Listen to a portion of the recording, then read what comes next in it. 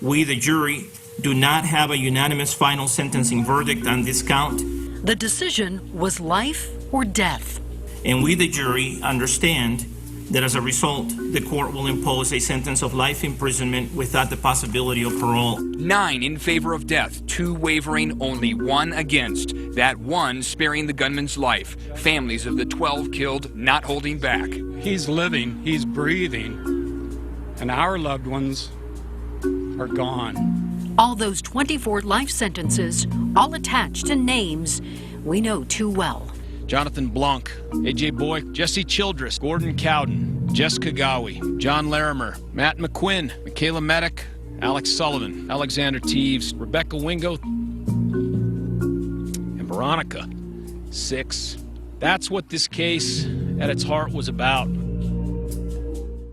Tonight, for the first time, we are hearing why the jury couldn't come to a unanimous decision on the life and death of James Holmes. Juror 17, who did not want to release her name, did want to talk to us about what went on in that jury room, shedding light on the verdict of life in prison. 7 News reporter Jaclyn Allen is starting our live team coverage. Jaclyn, this juror is an attorney herself. And she said she had never been on the other side of the jury box. Today, she says there were a lot of tears as they deliberated. The final decision, though, came down to one juror who said she would not give the death penalty.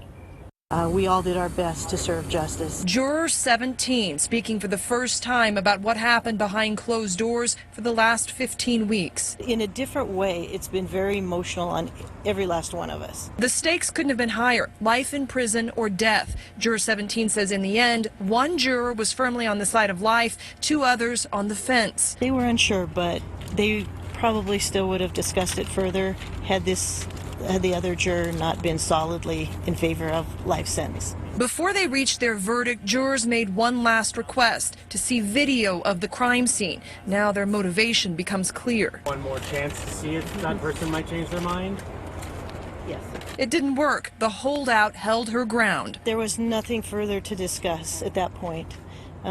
It only takes one. Juror 17 says Holmes' mental illness was everything for those questioning the death penalty, and there was no heavy-handed pressure to change their minds, because they all knew in the end what was forever changed was their lives. The jury instructions were very clear that this was an individual decision that we each had to make with our own moral understanding of what was right and wrong. It's just amazing process, and it is definitely life-changing. I think we would unanimously agree on that.